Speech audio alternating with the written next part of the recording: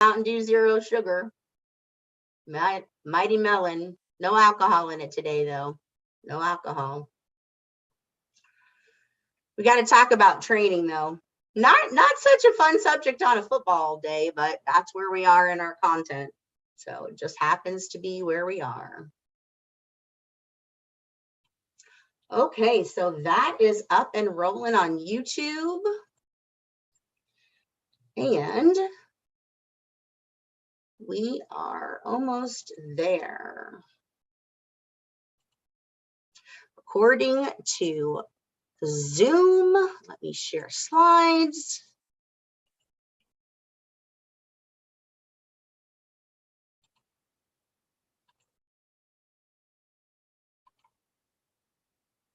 Okay, I think that's it. You guys see the slides? You can hear me okay? Everything good on your side? Yeah, everything pretty good. All right, thank you. Okay, this is lesson 8. We're starting on page 95. So we are recording for the purposes of today's session, and we are starting on unit 2. So I know we will meet again, so I'll talk about tutorial 3, but I have been talking about it already for a couple of sessions now, so you guys should be familiar with that coming up as far as that goes. So, whoops, let me back it up one. And I did talk about on class on, I get a little jumbled sometimes. I'm like, where are we? What class am I in? Because I have Monday, Wednesday, Tuesday, Thursday. So since we did finish unit 1 about the work that you should be doing in, of course, HRCP related to the closing of the unit, I will also say, since we are starting unit 2, maybe if you're going to be doing some work after we finish this evening, you do want to work in HRCP to do the practice assessment in HRCP for unit 2, so that you do have your baseline regardless of how far we get in unit 2. Is anybody in our live session done that yet? Okay, good. And so you did yours last week. You don't need, the score doesn't matter. I'm not looking at the number. We're just collecting that data so that we can be able to compare it to what you see at the end, so that when you do your learning throughout what we learn in unit 2, then you can compare it to where we're at. So this section focuses on learning and development, and the overall weight of the section for the content is 15%. So not nearly as significant as it was for unit 1. And so our first section that we're going to look at is the concept of training and development in the organization. So that's where we're starting.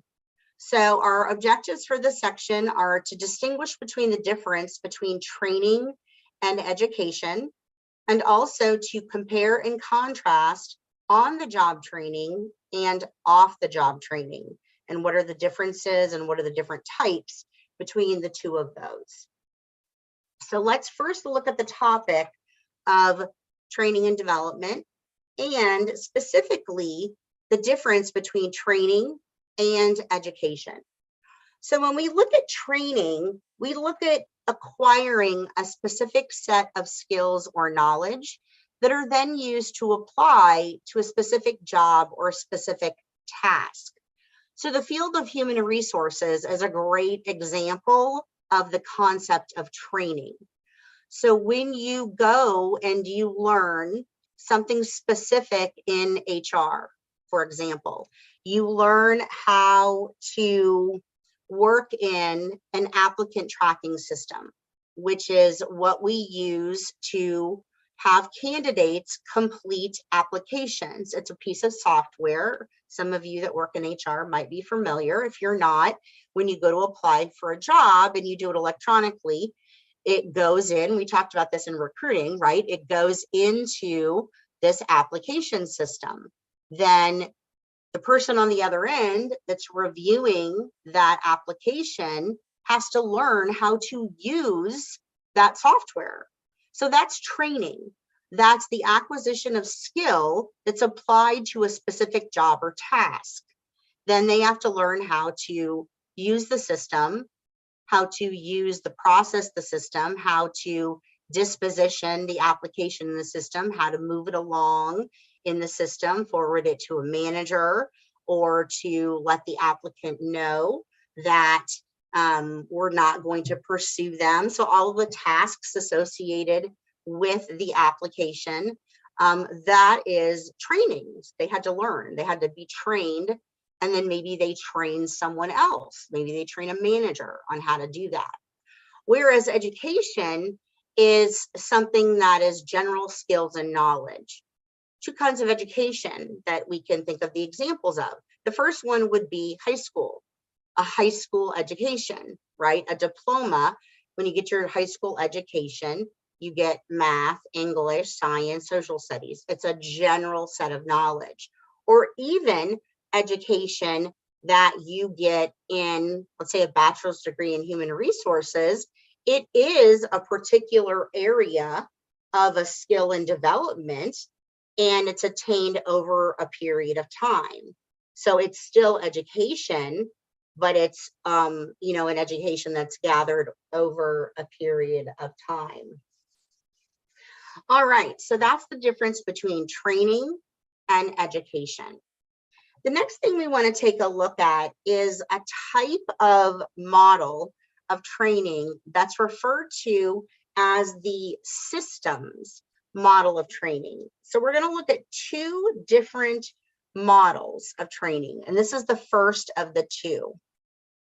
So when we're in the process of creating training and creating what we decide that we're going to do as trainers, how are we going to train? How are we going to figure out how to train? What are we going to do? We have to figure out how to assess what those needs are, and then identify what the objectives are going to be that we're going to train. And then we're going to have to develop the criteria that we're going to train. So this particular model is called the systems model. And let me get my annotative tools out here. And in this particular model, we've got three phases. So the first phase is called the assessment phase. And what you want to note here is that we are in the assessment phase. And this is my trusted tool that is going to whiz you through the exam. I promise you, if you keep this in mind, WMM stands for, does anybody remember what this means? I just kind of gave it away. WMM as a test taking technique. Does anybody remember what that acronym stands for that I use all the time? I feel like till I'm blue in the face. Anybody remember what that acronym stands for as a test taking technique? When I put it up there, does anybody remember what that stands for? So WMM is what words mean. Oh, WWM. Ha, sorry. Should put the correct one up there if I'm going to ask you. So what words mean? What words mean? So I promise you, our field of HR is not as difficult as you think it is.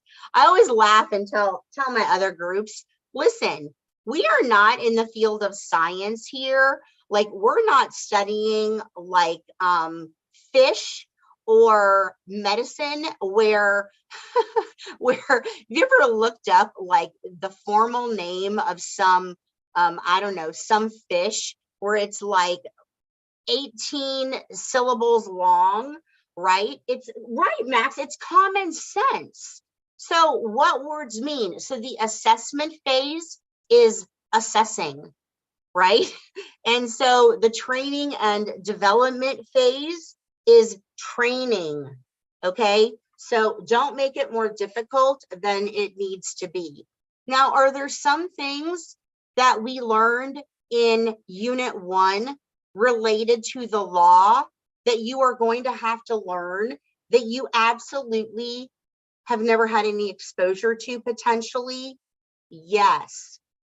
What's a great example of that? Title VII. If you've never heard of Title VII before, if you've never heard of what Title VII means, and you never have had exposure to that, you have to learn that. You have to memorize that because it's going to be on your exam. But other things like what's an assessment phase of training, assess training needs, right? What's an evaluation phase? Evaluate how people did against the criteria that we created. So it is very much common sense, absolutely. And so a lot of that is, don't make it harder than it is. This is especially true in the next one, which is called the ADDIE model. And for my evening classes who are taking the PHR and the SPHR, which is what I aspire you to be and to be sitting in, maybe with me in your future. I would love to see that for you if you pursue a career in human resources. This gets pounded, boom, boom, boom, boom, boom, boom, literally into your heads the second session of our class, because the ADDIE model will take you through the entire exam. I pound this into my students' heads because this is Logic 101. So many things that we do follow the logical path of problem solving that is based on the ADDIE model. And honestly, there may be, probably not quite so much with your exam, but there may be some things that you run into that you could use this too. So the ADDIE model is similar to the systems model, but not quite as in depth, okay? But the ADDIE model says we're going to, the A stands for assessment. When we're going to decide what training we're going to conduct, we're going to gather information. We're going to gather data. And if we're going to decide, let's look at that. Let's look at an example. So we are looking at some safety reports, and we notice that there's a rise in accidents related to back injuries. And so we decide that we want to do some safety training on how to, the back injuries have to do with like slip and falls, right? People are falling, they're not paying attention to what they're doing. And so we just want to do some general safety training. And so we assess that this is happening, and we identify that there's discrepancies between where the number should be, which is the actual number of what's happening, and the desired number, which of course should be 0. We want it to be as low as possible. So we determine in the next D, we create our goals and objectives. We design how we're going to do this training, what kind of training we're going to do. Is it going to be in the classroom? Is it going to be, let's say it's a manufacturing, is it going to be out on the manufacturing floor? We design the content. The development is then we create the materials, we modify them, we develop all of that. I is implement, we deliver the training. And then the E of the evaluation is now we compare the results to the objectives. So over the next 6 months to a year, we examine the numbers of the results of our workers' comp claims and see, did the numbers go down? Did our claims go down of slip and falls? If they did, is it as a result of, we have to examine, is it as a result of the training? Can we attribute it to the training? So that's an example of how we would use the ADDIE model to create training. Okay, any questions about that one?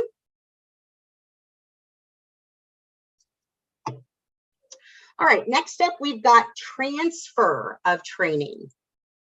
So in transfer of training, what we're taking a look at, this is on page 98, what we're taking a look at is the creation of training should be, the trainer is going to, of course, have the goal be that the environment that the training is created in, where we do the training, and how we create the training in the ADDIE model should be as close as possible to the environment that the learner, the trainee, is actually going to experience the real environment that they're going to be in when they're doing what they're doing.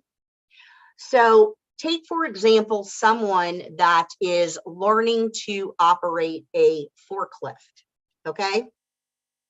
So if I'm learning to operate a forklift, and if the only training that I do in learning to operate a forklift is in a classroom, is that going to be the most effective way to train someone to operate a forklift? No, probably not. So that's what the transfer of training looks at. It says if the environment that we train in doesn't equate to the learned response, then that transfer is likely to not have the response that we want it to have. And so if I'm creating that training and I want to train someone on how to operate a forklift, I might create a training that might have some elements of a classroom. Maybe I need to do some elements of the safety part. So maybe there is some element of being in a classroom, going through a video, going through some book part of that. But the real training is going to be out on the forklift. We're going to drive the forklift. We're going to operate the forklift. We're going to lift the handles. We're going to do all of that. And it's going to be with them watching, and then it's going to be with them operating. So in order for them to get a learned response that is similar and to get that positive transfer, that's the kind of element that we are going to have to create as a trainer if we want them to have the best yield as an end result of the training. Because training costs money. It costs resources. It costs money in all sorts of ways, of time, of materials. So we want, at the end of the day, that large positive transfer is what we're really going for, to be able to say that we had a successful result. So that's what we have to take into consideration. We also have to consider learning styles. And when we're putting training together, we have to take into consideration the type of learner that people are.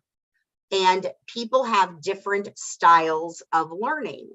Do you each individually know? Does anybody know what their learning style is? Have you ever done a quiz? Or have you ever investigated? Or do you just know how you learn best? If you don't know, go out to Google and just do a quick search for learning style quiz. You'll find tons of different quizzes. Anybody know what their learning style is already? And if you do, what is it? So somebody said to me, audio and hands-on. So kinesthetic would be hands-on. So I'm a visual learner, without a doubt. I have to see it. I definitely am not an auditory learner. Like my son will come in and he's like, Mom, da da da da da da da, and I'm like, what? Okay. Then he'll get on his whiteboard. We have a whiteboard in like in the dining room and literally in the living room. And yeah, in his room, because he does calculus everywhere in the house. But if somebody reads something to me, I don't do well that way. I definitely am better visually to see it. So people that do well with flashcards are definitely kinesthetic learners, where they can touch them, they can feel them. So if you don't know what your learning style is, or maybe if you're struggling in the class to like really kind of get your foot on, I don't really know how I'm best studying. Yeah, just Google learning style and just do a search for learning style quiz. And you'll find one and then take the quiz, and it'll ask you different questions about this and that and the other. And you can find what your learning style is. All right, so the next section is the training methods. I don't go through these individually. The book does a really good job talking about each of these. So what I would say is look over each of these. And if you've already looked them over and you've already read them and you have a question, I'm happy to answer it. But for the most part, the book does a good job of going through them. There are a couple that I want to make sure that I mention. Well, one in particular in the section on off-the-job training, and that is in particular on page 104, and that's vestibule training, okay? And so a lot of people get vestibule training and simulations confused. So I want to make sure that this is clear for you both here live and listening to the recording. So let me talk about simulations first. So a simulation, an example of a simulation would be a pilot, okay? So a pilot sits in a cockpit, and they are given, they sit in a cockpit that looks just like the inside of their plane, all right? And they are, in front of their face, basically, is every single type of thing that can happen. So they are presented with taking off, touching down, you know, something happens with a motor, what do they do? You know, all different types of simulations, essentially, all different types of issues that can happen, they are presented with. They're simulated for the pilot to react to, okay? Those are simulations. Vestibule training exists live, all right? So an example of this would be that it's where, the best example I can get is actually with my son, where he works for a grocery store, where they have an entire, when he first started, he worked as a cashier. Now he works in the produce department, but he worked as a cashier, and they have an entire cashier setup in the training area. So he did a whole bunch of CBTs, computer-based training, which is, you know, a whole bunch of different computer-based trainings where, you know, it's about customer service and running this, running that, whatever. Then he goes into this area where there is a register, a computer that looks just like the one that he's going to use on the floor to check people out. It's an exact replica, right? There's a conveyor belt, and he learns the job on that machine. So he's scanning, he's learning how to check someone out, he's weighing produce, He's, everything is a 100% replica of what he's doing. It's not simulated, it's real. So the trainer is a customer, basically, and is putting stuff on the conveyor, is essentially, giving him stuff, giving him coupons, giving him this, giving him that. So giving him all different kinds of, a little bit of it is role playing, because there's a little element of stuff that he might run into, but it's live. So it's basically where it's off the job because it's not live in front of a customer.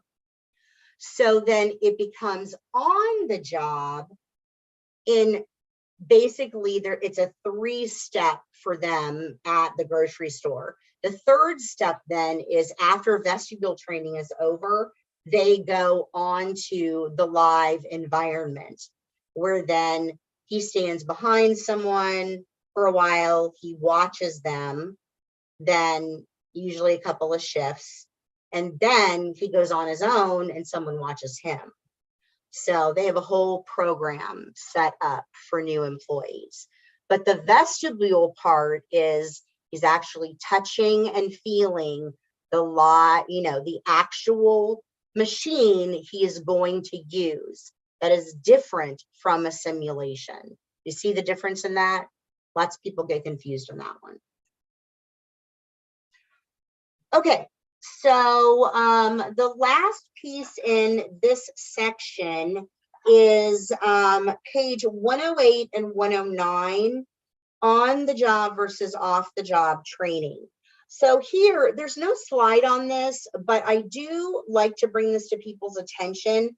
This is a great summary of the section of on the job versus off the job, because you very well could see a question.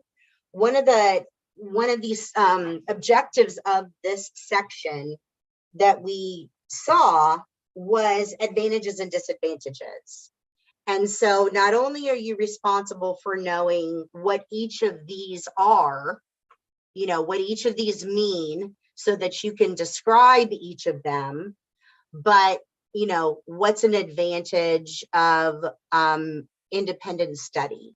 Okay, well, you do it on your own, right? So you have control over, doing it on your own, for example. And you don't have pressure, necessarily of your job or your boss hanging over you, right? But at the same time, a con would be you don't get immediate feedback if you're doing an independent study kind of thing. So I like 108, 109 because it gives you that advantage and disadvantage kind of thing. It also talks about it in each of the items of the discussion between on the job and off the job. And then we've got one knowledge check question that finishes the section. And let's take a look at that.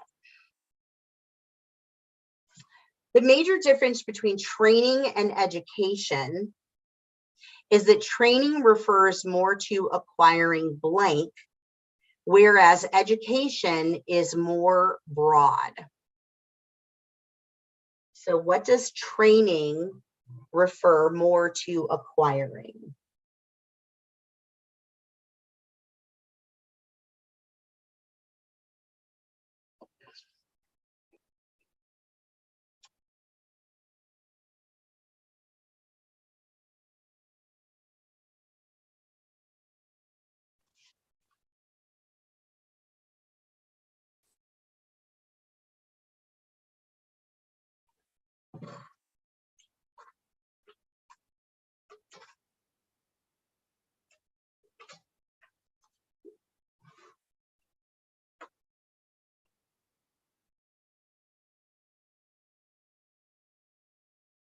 All right, excellent, you guys. Very good, yeah. So specific skills or knowledge. Perfect. Very, very good. All right, excellent. So that is the first section.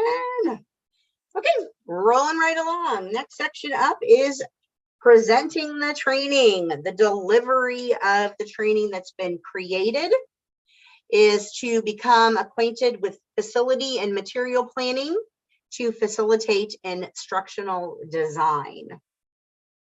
So one of the things that we have to make a decision on for delivery is, do we want to have the training on-site or off-site?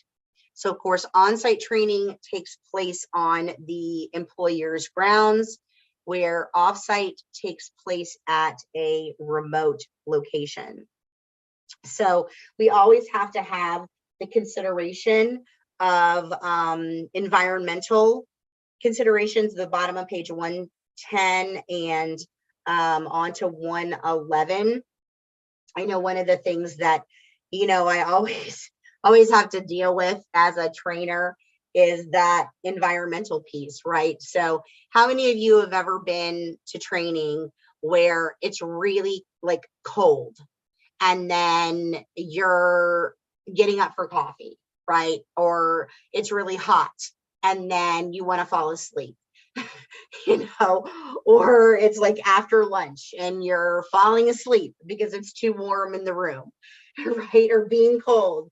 And then you want to get up for coffee and then you're shaking because you've had too much coffee, or you have to go to the bathroom all the time. So it's all like the lighting is too dark and then you want to sleep, or I've had it all over the years for sure.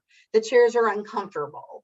And the chairs that you see in that picture, I don't know if you guys can see that picture, but those chairs at a hotel, oh God. So all of those things. And then someone else said being hot and sweaty, oh yeah, can be all awful. And then a good point that you see on page 111 is the ADA. And so the ADA can be a factor as well. You've got to make sure that you are accommodating. So you have to keep that in mind too. Can you make accommodations if you need to for any employees that may need accommodations, not only for physical accommodations related to getting into the location, but are there any visual accommodations, auditory accommodations? So anything like that. We also see facilities planning that has to be taken into consideration. And so I actually don't think facilities planning is even in your book as I look at it here. I think that maybe that should have been, let me see. I think that should have been removed from your slides. Yeah. You can disregard this one. You don't have to worry about this one. Yeah. You can disregard this one. It should have been taken out of your slides. It's not in your, you're not responsible for this one. I'll take it out. Top of 110. I don't see it.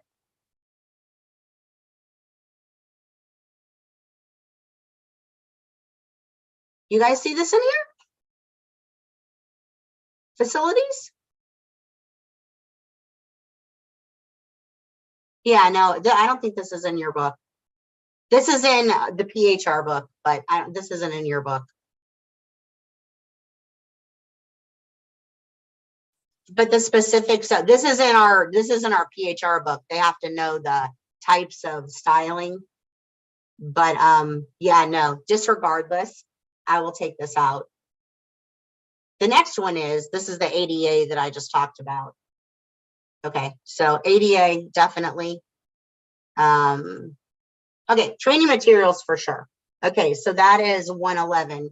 Yeah, so this is a big important issue about training materials, because we as HR and as trainers, we have a legal obligation and moral as well, but legal obligation under the Copyright Act to ensure that we have a legal copyright to be able to use any piece that we want to use under copyright statutes, or anything that we want to use, whether it is from a book that's going into a manual, that's going, and when we talk about copyright, it is books, it is music, and it is audio visual, okay?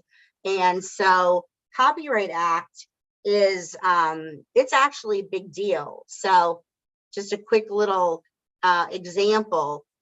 This was such a terrible situation. I worked for an employer one time that we had a training department. We were a pretty significantly sized organization, but we did all of our own training creation and in-house. And so we had a department that created all of our training. It was a sales organization. And then we had a sales team that did the training, and then we did the training on the HR side. So somebody created a new management training program that we were going to do the training on in the field. And so we helped create, like, the person who created the training would send it to us. Anyway, long story short, the final training got sent to California, and they were going to be our market that it went to first, to just kind of roll out as a trial to see how it went. Well, in the training, there were lots of different clips of movies. And anybody see the movie Office Space? Like, it's a cult classic, right? So if you haven't seen Office Space, it's an old Jennifer Aniston movie, and it's hilarious. And so there were clips from the movie Office Space. Well, the market that our company was in, what our business was in LA. And so somebody in LA, I don't know how the whole thing happened, but eventually our corporate office got a cease and desist letter from the production company of the movie Office Space that said, you are violating copyright and you cannot use that clip. And so there were dozens of other clips throughout, not of just of Office Space, but of lots and lots of movies and music and all kinds of other media throughout that training that had been used, and the trainer nor the company had secured any kind of copyright, and like the whole thing had to be scrapped. Like hundreds of hours that had been put into that. It was so sad. The girl who created that training, she resigned. I felt so bad for her. I mean, they didn't fire her at all. Like, legal should have checked. I mean, it was such a sad thing. But the bottom line is, you can't even go out on YouTube and snag a clip from YouTube of a movie without copyright permission. Like, you can't do that. Music, the same thing, because it's copyrighted. So a lot of times you can write to the company that owns a copyright, and, you know, but they want money, which, I mean, I guess I get it, right? They paid to make the movie. So yeah, it gives you all the information about copyrights. But even if you look down, let's see, it says, where is it?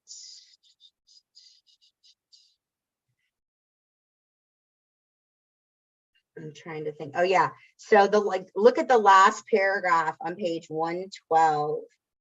When trainers plan to include copyright material in their training materials, they need to obtain permission if they are using more than 250 words from a book-length work. For journal articles or articles from books of readings, permission is required for use of more than 5% of the entire work. Permission is necessary for even one line of poetry or a song, right? One line of poetry or a song. Max said, I've seen a lot of videos. Yeah, think of how people put stuff from Snapchat or stuff from maybe Instagram, or I mean, yeah, I mean, it's a lot. But you don't have to have, if you look at page 113, you don't have to have permission for anything that's in the public domain. So anything that you get off of a .gov site that you use, you don't have to have. So if you're doing training on things like with management, if you're doing training on harassment or FMLA, or anything related to, let's say, paying overtime, anything that you're training managers on about that kind of stuff, and you're using materials from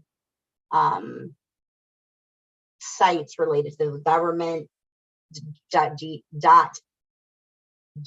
I can't speak .gov sites, then you are usually okay. Tisha said you can, as long as you cite the source. So no, not really. Like if you find something, like that's the difference between like academic writing, and it depends on what you're using it for. Like if you're reproducing it, if you're writing like for a class or something and you're using it as a source in a class, that's different. But if you're using it to do training in a business, that's when we're talking about copyright statutes, right?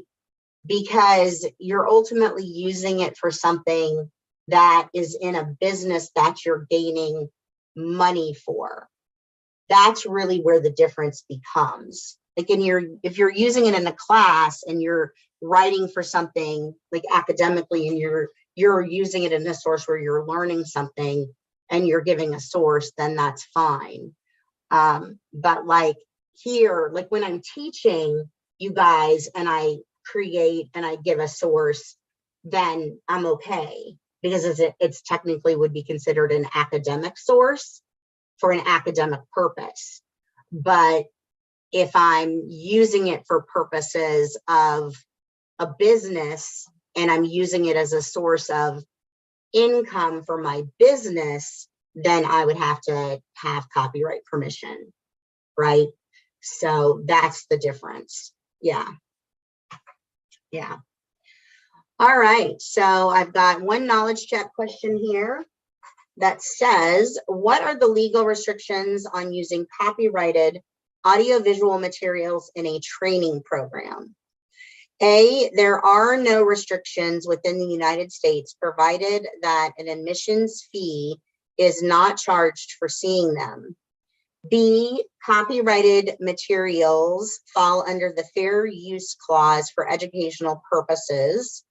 C, the trainer can view them, but they cannot be shown to trainees unless the trainer has a licensed agreement. D, an admissions fee for all trainees must be paid by either the trainees or the company sponsoring the training. Now be careful with what I just said related to B, because there is some things under the Fair Use Clause that are covered and not covered. So be careful with B.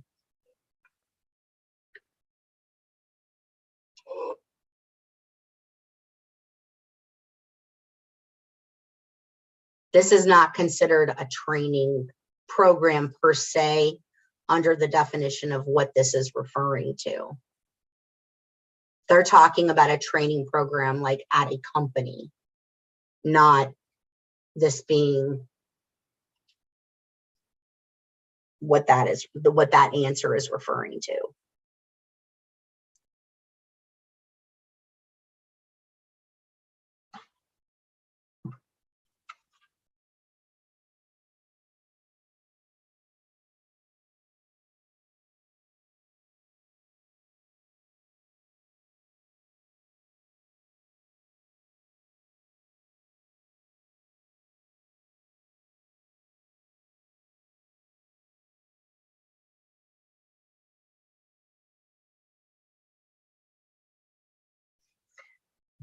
Okay, so C is the correct answer.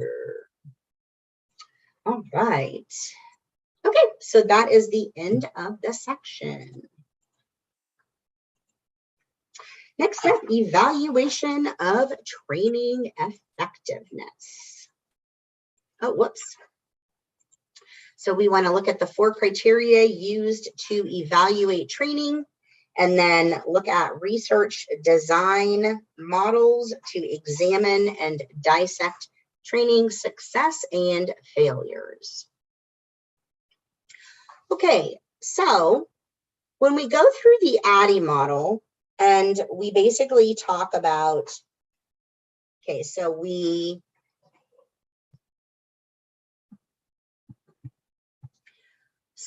did our assessment to say, okay, what do we need to create the training for? We assessed our data and said, all right, this is why we're doing the training. And then we designed and we developed the training, and then we implemented the training, which is conducting the training. So now we're at the E. That's what this is about. We're evaluating the training, and we're saying that how did the training do to meet the goals that we created essentially in our assessment? Because that's where we create the goals and the objectives. And essentially we do this by looking at these 4 criteria that we see on page 114 and 115. So the first thing is reactions of participants. So if you are working in an HR role now, or in an organization, if you've ever left an organization, maybe you've been asked to complete an exit interview. Anybody familiar with that? An exit interview? Anybody ever done one of those where the company asks you to answer questions about how your experience was? Oh, I'm sorry. Scratch that. Let me back up. Rewind the tape. They ask you questions about the experience you had in new hire orientation. So you go to orientation, and then they ask you your opinion about how it went in orientation.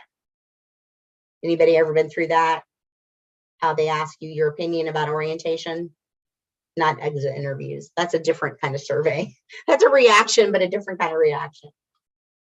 Okay, well, that would be an example of the reaction of participants. Okay, so anytime we do any kind of training, that would be reactions. So you go, you have training, and you ask your participants how they felt about the training.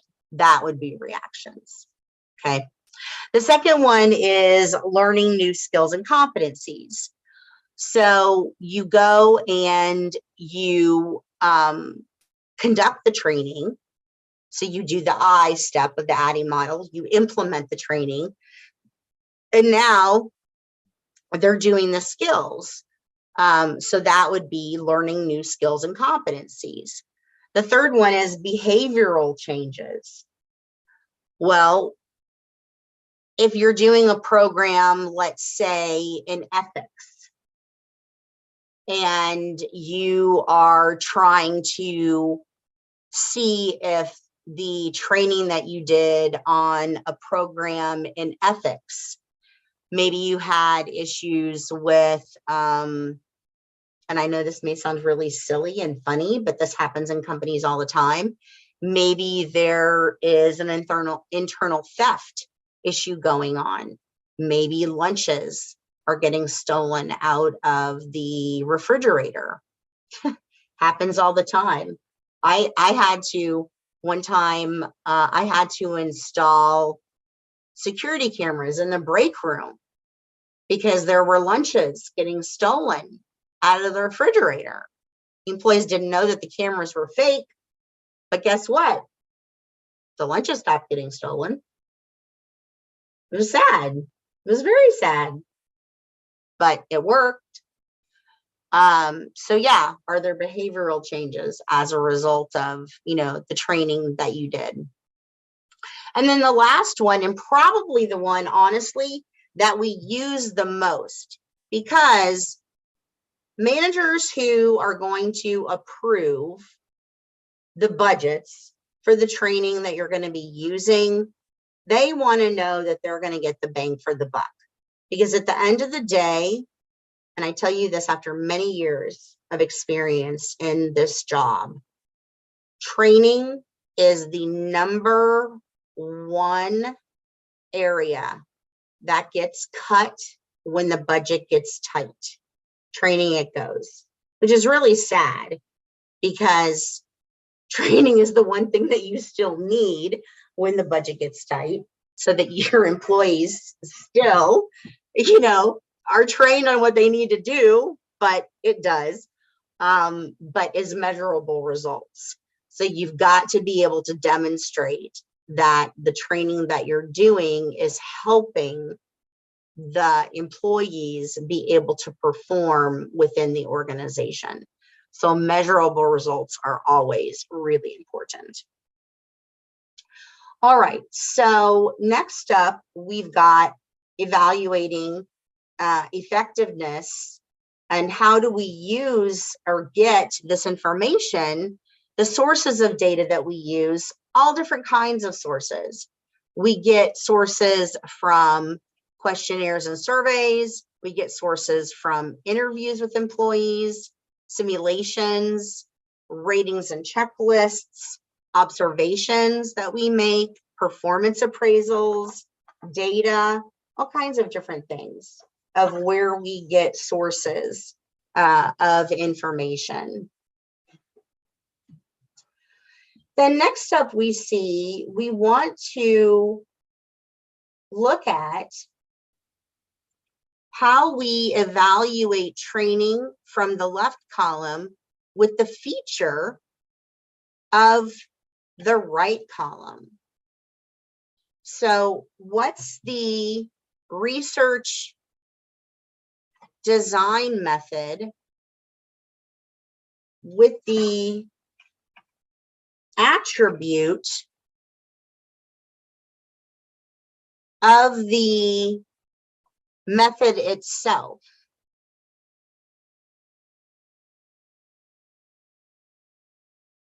So when we look at reactions, and we look at this attribute, reactions are basically going to be evaluated through learning, number one, training or learning improved conducts. Measurable results is essentially, oh no, wait, this is, okay. I'm like, wait a second. I'm so sorry. I didn't look at this closely enough. So I'm like, wait, that doesn't make sense. Okay, so you guys have to put this in order.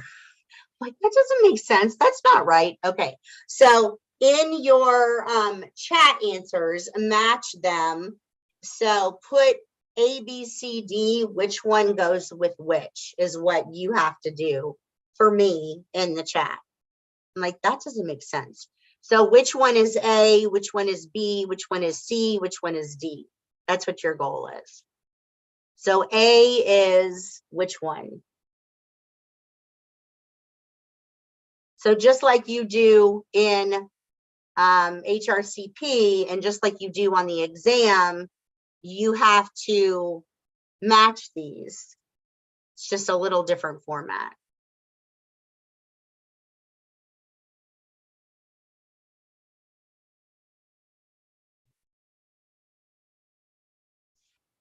I was just looking at it differently. I'm like, wait a second, this doesn't make sense.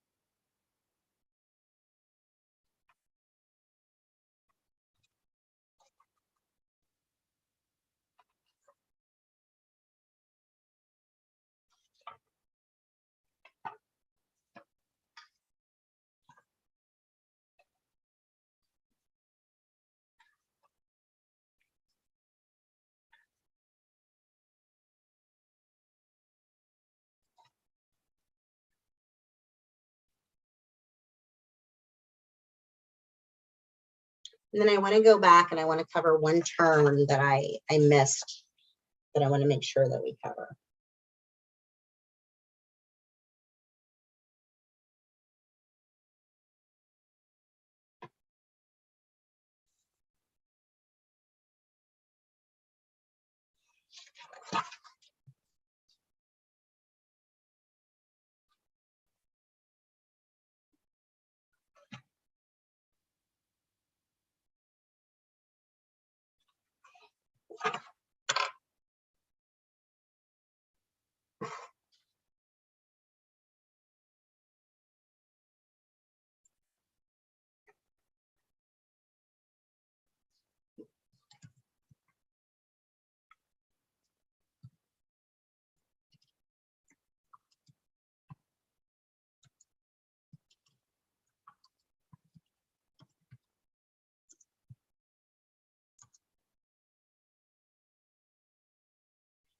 Okay, so the answers are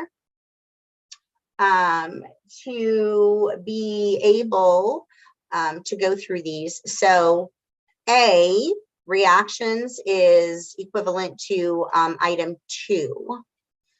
And then B is 3. C is 4. And D is 1. So A is 2, B is 3, C is 4, and D is 1. So that's the end of the section. And I got a request for a bio break. So that's perfect because that will help me too. So let's go ahead and do that. And we'll take a quick bio break and I will be right back. See you in a minute.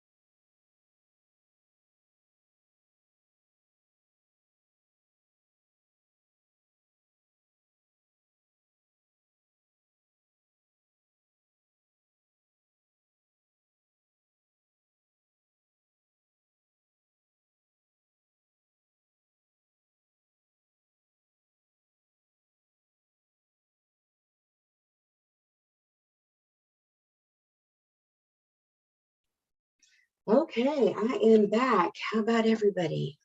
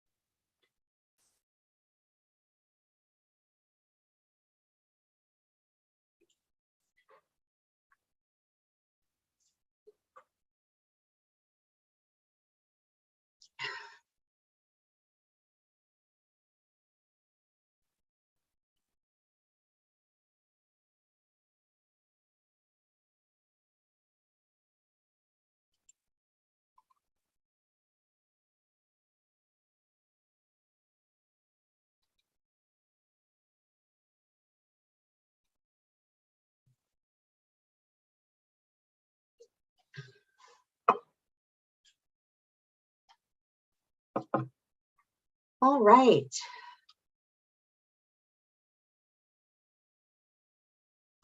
Are we back? Yeah? Okay, perfect. All right, let's move on now to talent management programs. And our objectives are to differentiate between orientation and onboarding. And we're going to take a look at career pathing and progression. Oh, you know what? I'm going to go back for 1 second. Remember I said that there was a term that I wanted to mention. So let me go back.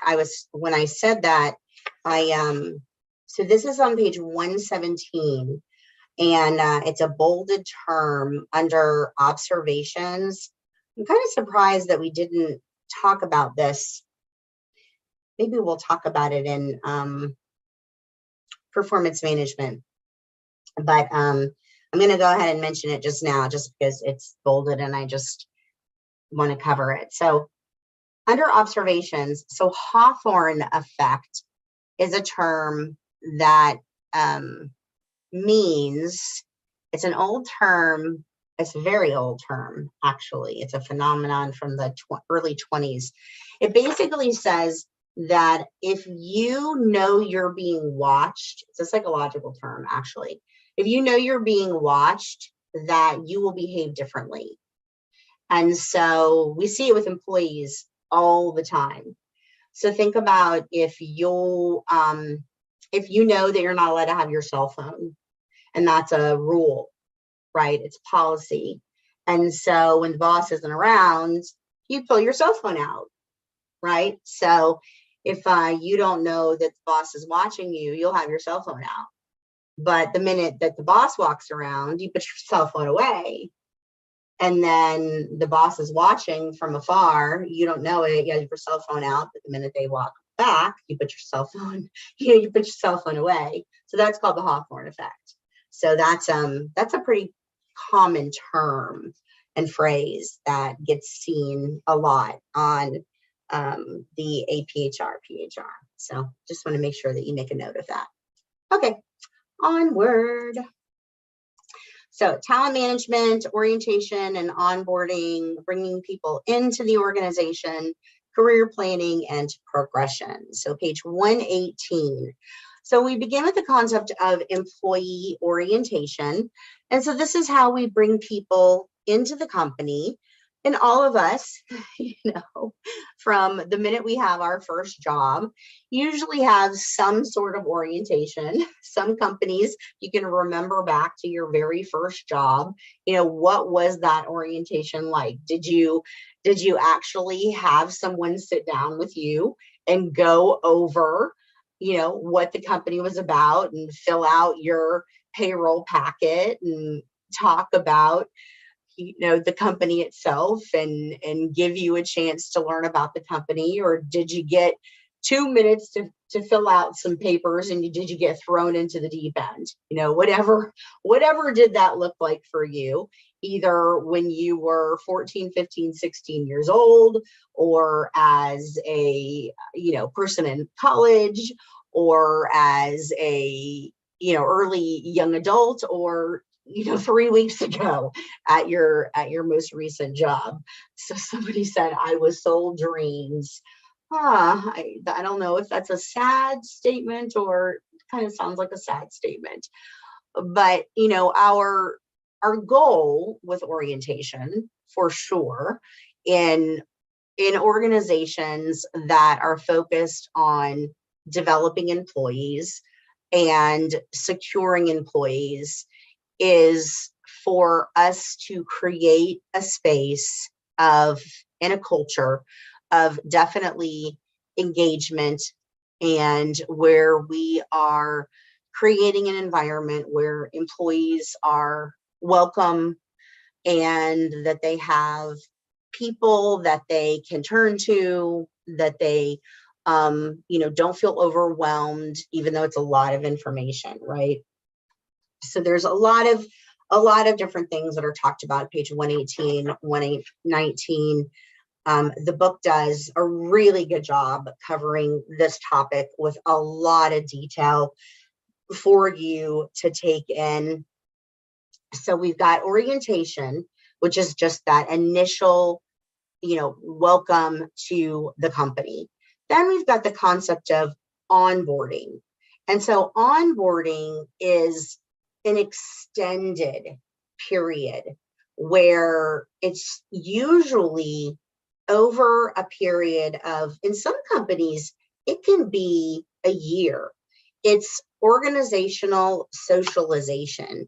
And this is a time where companies are helping their employees learn all about not only their job, but it's the ins and the outs and the ups and the downs of the organization.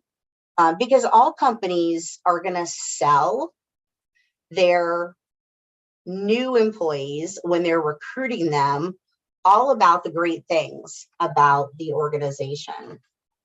One of the things that I always did, this is just kind of a side note, but that I always did when I was interviewing people is the good, the bad, and the ugly.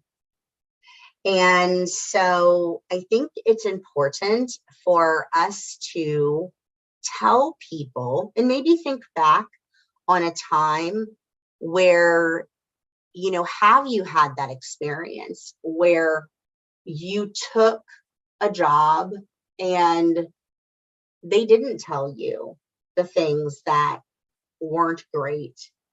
And had they, would you have taken the job? That it kind of reminded me when the comment I just got from someone said, I was sold dreams.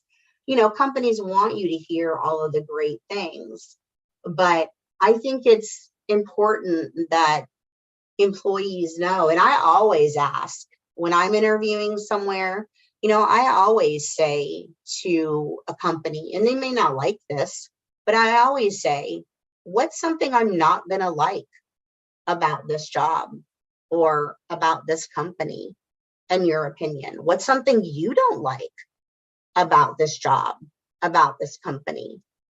Because not everything is rosy.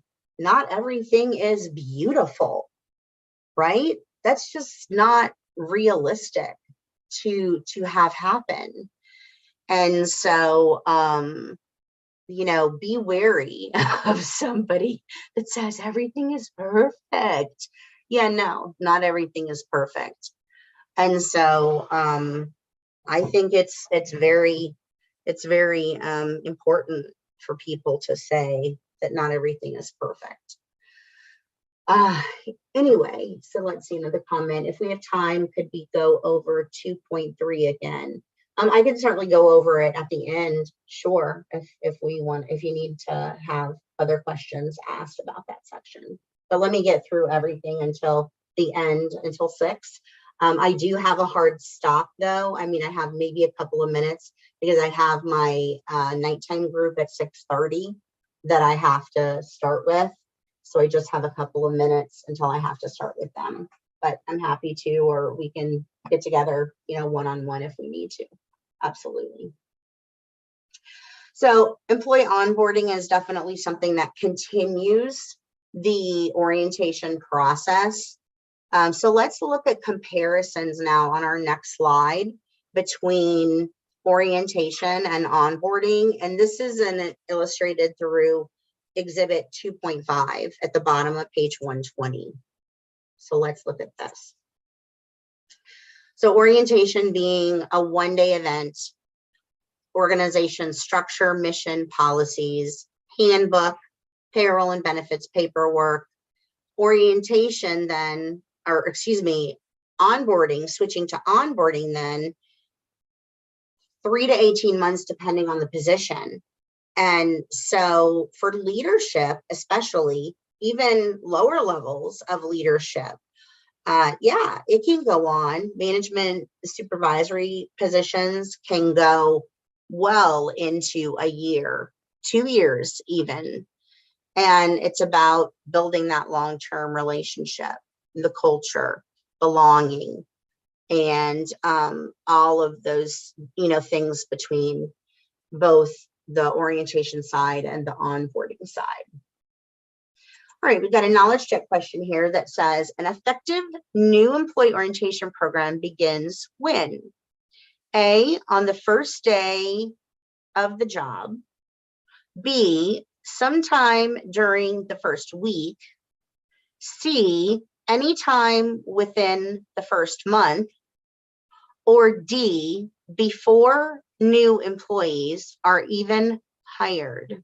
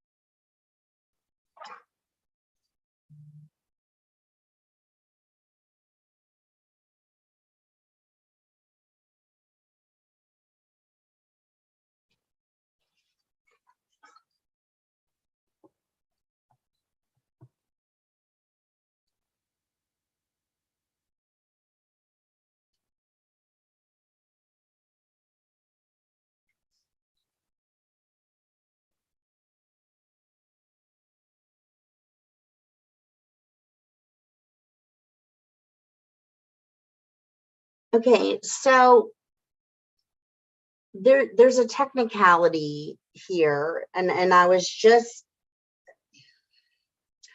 this is a question that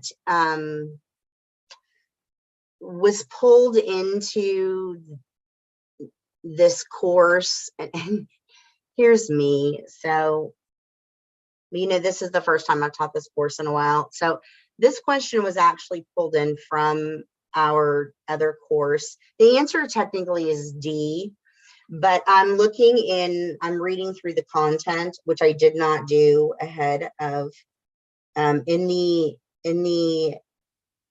aPHR book, there is a description of why the answer is D. And I'm looking right now in your book for the specific reason why, and it's not in your book.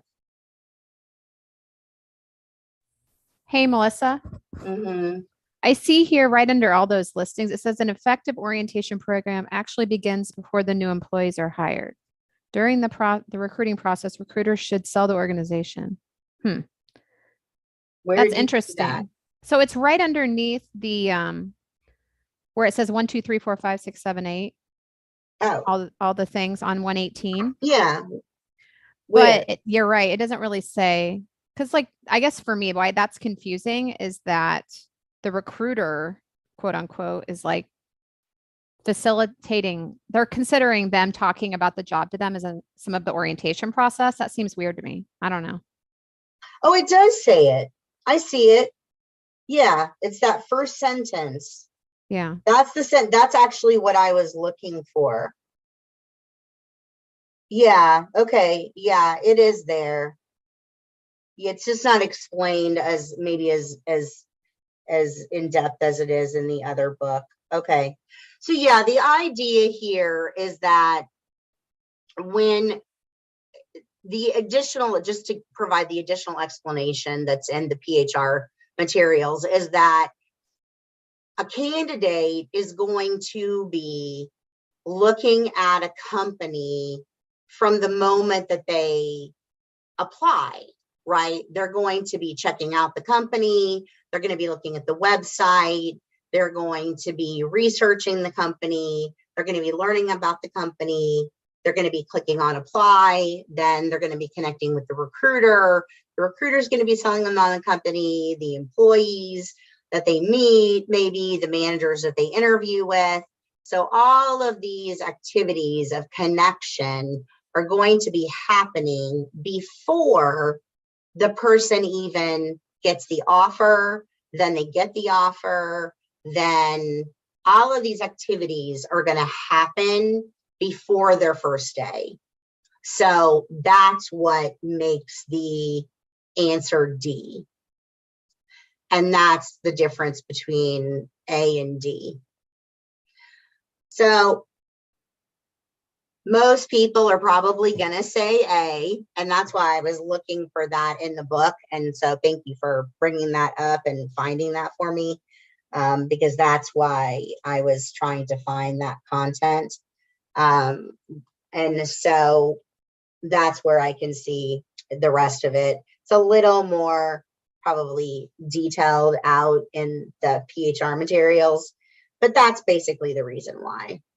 So that's why it's technically coming, to us from the perspective of D. Does that make sense to everybody?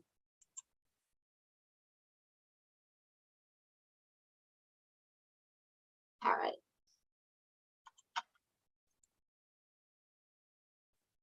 Okay, so our next category or our next area of the section is under career planning and development on page 122, bottom half of 122.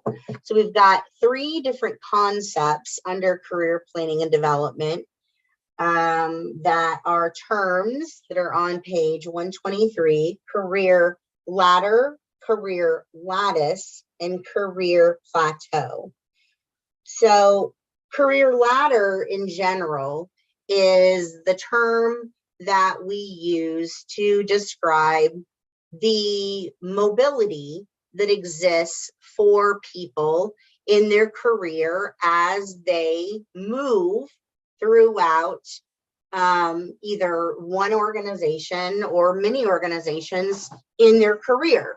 So someone starts their career as let's talk about HR. We can even use me, starting my career, right out of college as an HR. My first technical HR title was, HR team, or what was it? HR team and training manager.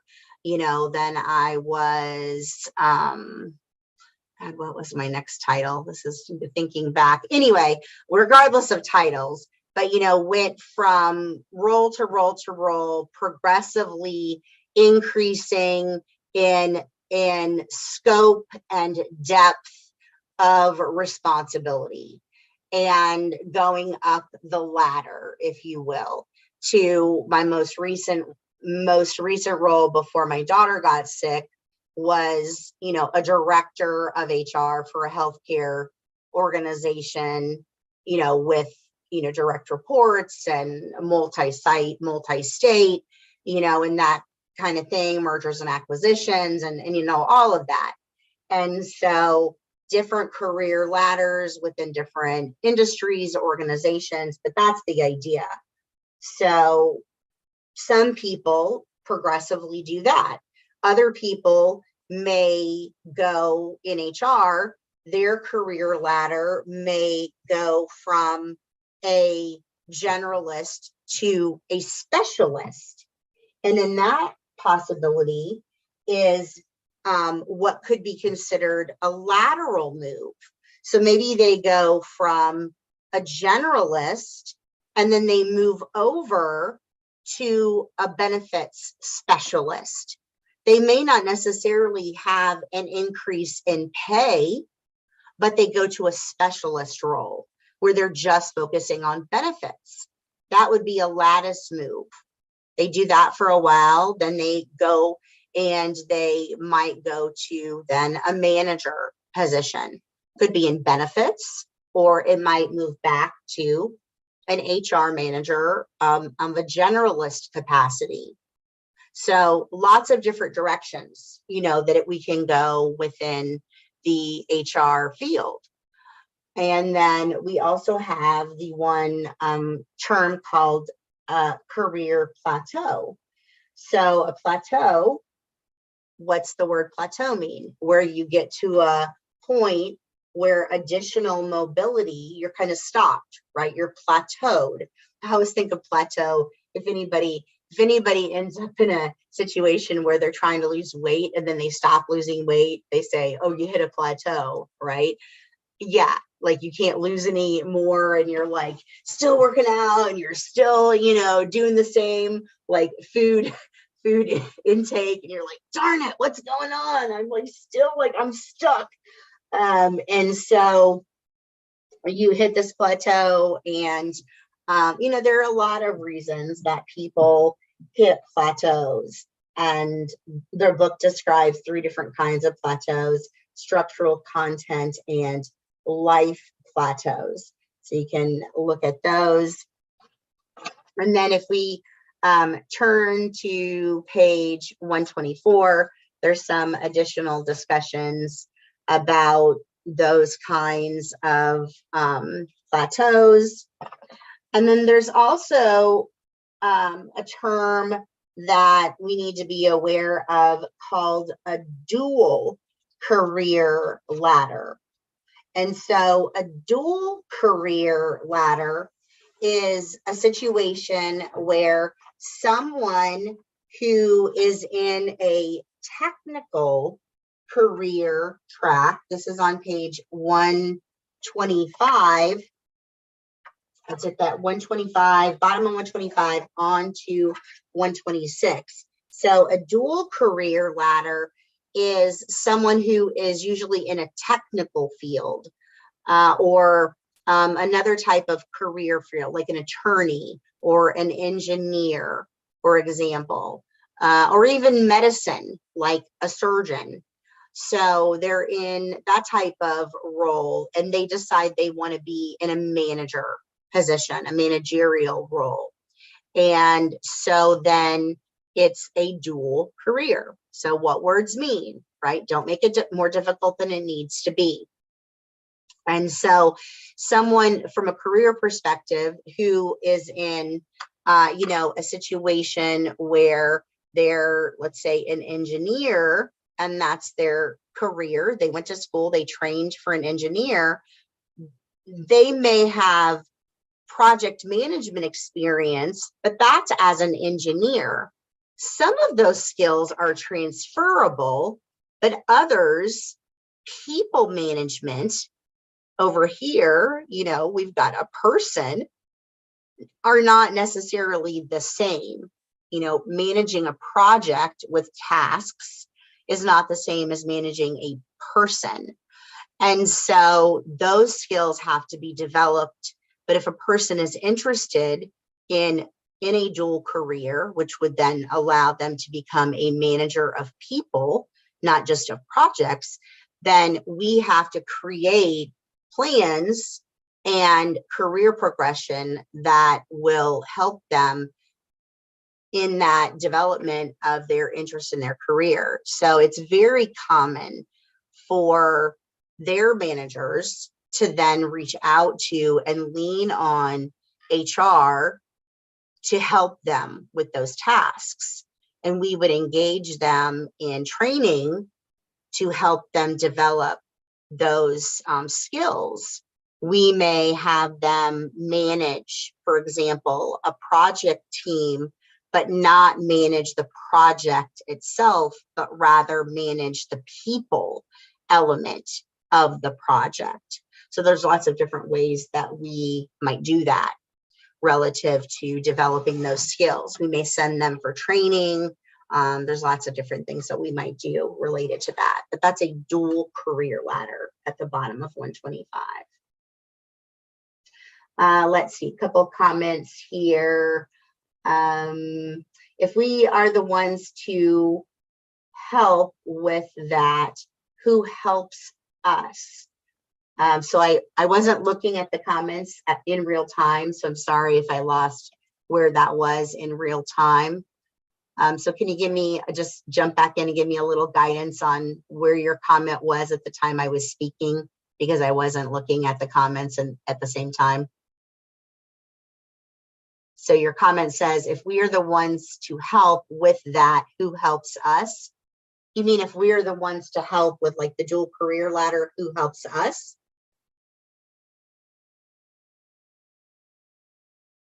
For the life thing? You mean like the, yeah, I'm sorry, I still am not following you.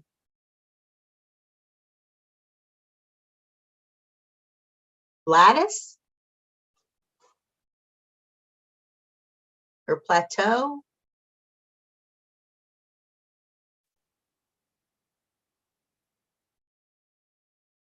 Well, I mean, if you don't have anyone, if I'm going in the right direction, awesome. If I'm not, please redirect me.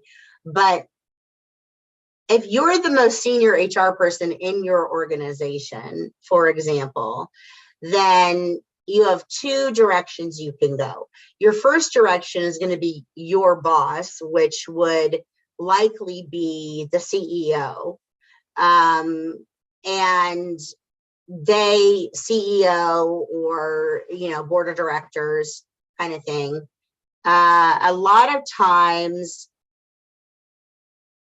the other option, if you're the senior, if you're the head of HR, a lot of times what then will happen is you may reach out side of the organization with your boss's permission, and engage in executive services from like a coach or a mentor, and executive services in that way that the company would pay for. Hopefully, I mean, you would expect them to pay for. That would help in that development, because the boss might not be capable of that. So that would be the individual that would then help with that. Or there's a lot of, one of the things that I really like, there's actually free to anybody, but SHRM, the Society for HR Management, they have SHRM Exec that I'm in, which is a free, they have one that you can pay for that's like, oh my God, like thousands of dollars. But they have like a SHRM Exec group that you can follow, and they have SHRM Exec. I think it's like once every couple of weeks, they'll have some sort of webinar that they do on, SHRM leadership topics and stuff like that. But then they do have a SHRM like executive leadership membership that you can buy. That's like super, super expensive, that I just don't have the need for right now. And I'm an independent consultant. So if I worked for a company, then I would have my company pay for that, but it's not the space that I'm in right now. But yeah, you could always go that route. If you're, if your senior executive, your CEO wasn't the right person to do that. All right, so we've got one knowledge check question that finishes this section up. Hopefully you guys will recognize the question. It says, a dual career ladder refers to which of the following? A, an employee pursues both a managerial career track, and a technical career track. B, an employee holds 2 full-time jobs. C, an employee changes specialties mid-career. Or D, an employee leaves retirement to pursue a new career.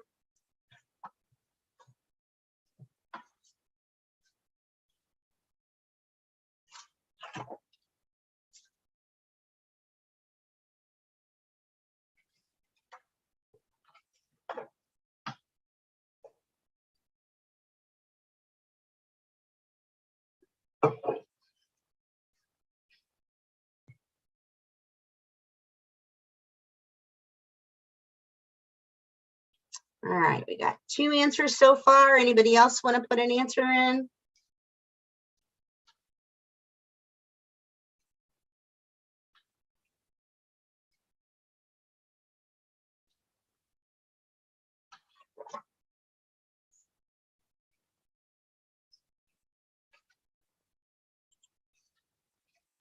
Perfect. That is correct. A is the answer. Yahoo! That is right. Dual career ladder is, as we just discussed, managerial track and a technical track. Excellent. So that is the end of that section. All right.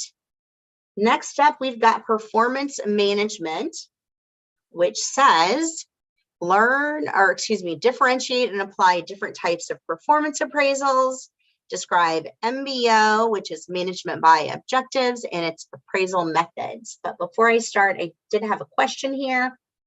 It says, can someone deny a promotion based off data gathered? Say they are a natural leader. Can you really deny a promotion, or can it be forced on you like in a pressured situation? Well, yes, a promotion can be denied for any reason that any company chooses to deny it for any reason that they want. And in the state of Florida in particular, where I happen to know the person asking the question is from, and any person that's in a state where we or they are in a state where we have employment at will, we can do anything that we want to do for any reason that we want to do it. The issue becomes, is there discriminatory motive? That's the issue. So is the decision consistent with any discriminatory motive? So what we're always asking is it fair? Is it right? Is it, justified for any business reason? I mean, that's what it's always going to come down to in decisions that we make about and for employment reasons, demotions, promotions, changes, that's a perfect segue into this topic, because, you know, anytime we're making any kind of performance management decisions, that's what it's going to come down to. So we're always going to look at performance related data in making performance related change decisions. So, but at the end of the day, it doesn't really matter what you're told. It matters ultimately, the manager can make any decision they want. And as long as the decision isn't made based on a discriminatory motive that can be ultimately proven by the person that didn't get the promotion, then it can be made by and can be whatever they want it to be. Is that fair? No. Is it right? No. But that's the bottom line.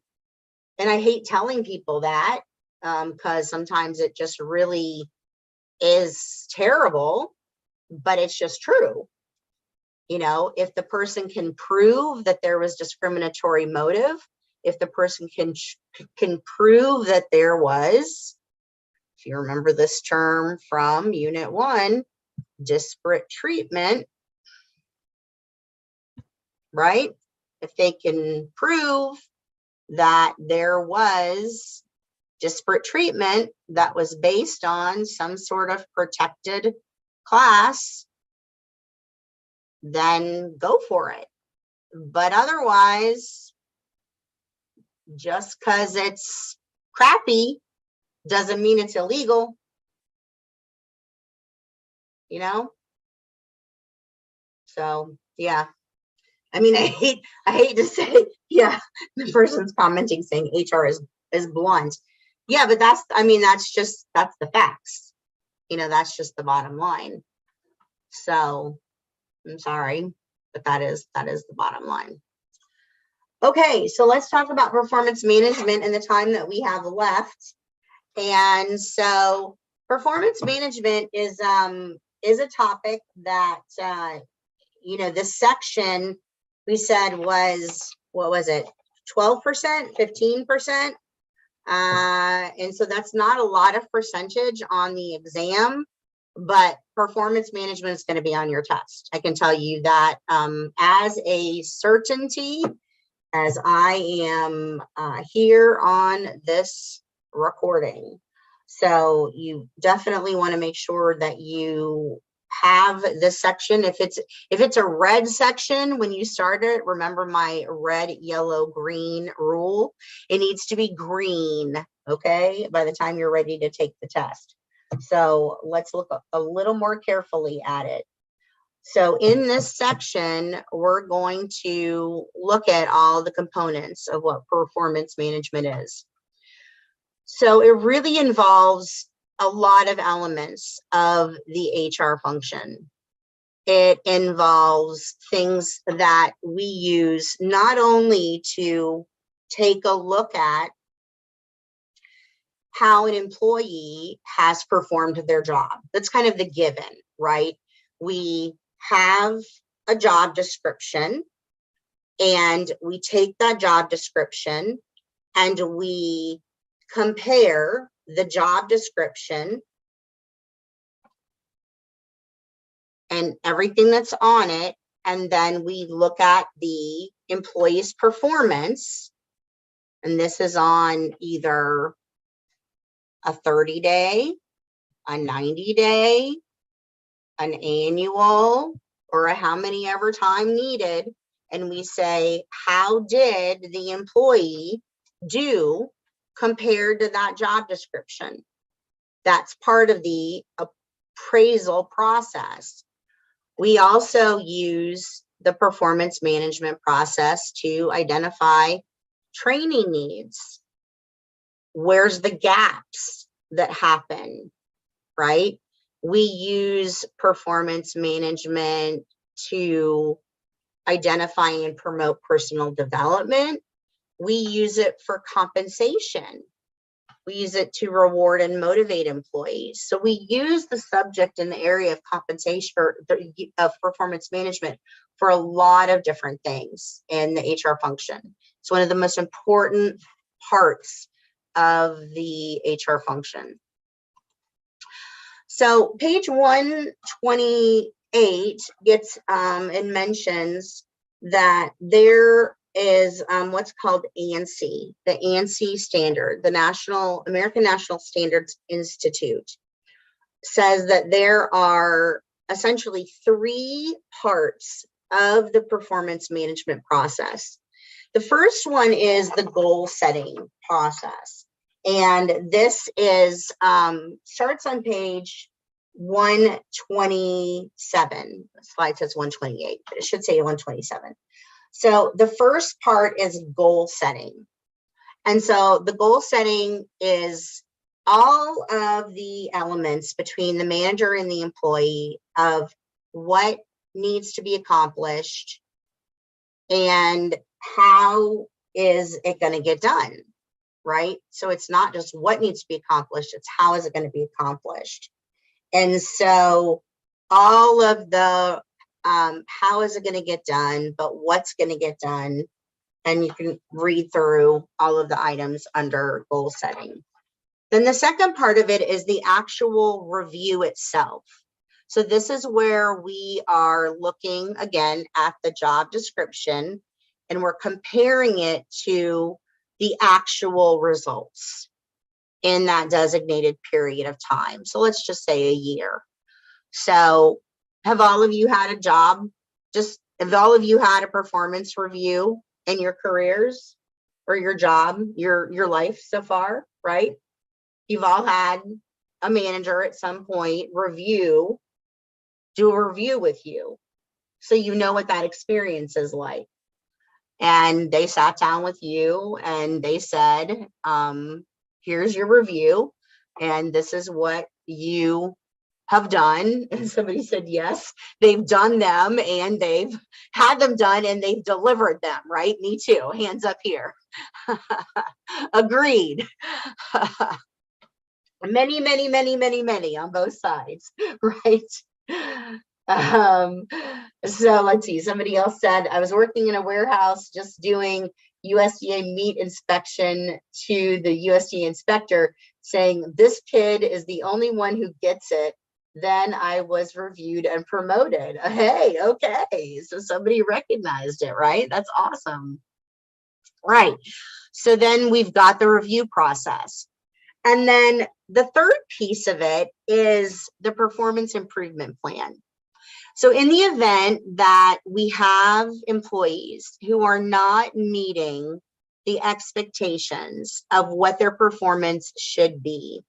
So I like to say, okay, so for ease of explanation, most of the time we have some sort of rating scale that goes from 1 to 5. It might be you've experienced where a 1 is, let's say, unsatisfactory. This is maybe needs improvement.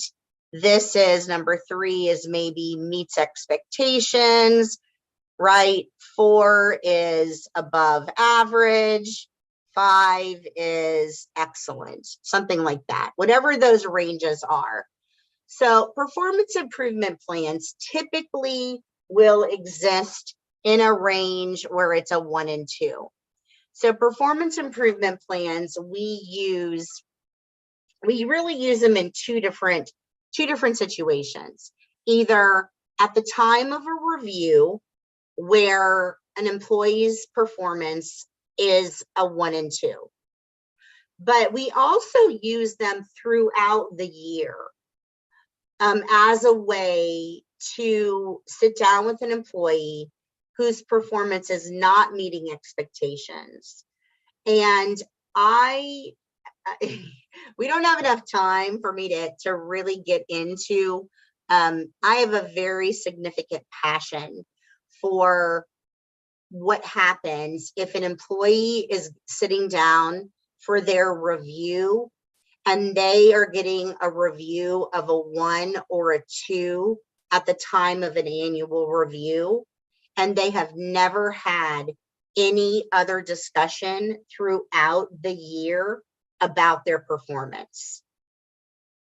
Yeah, that's not gonna fly with me.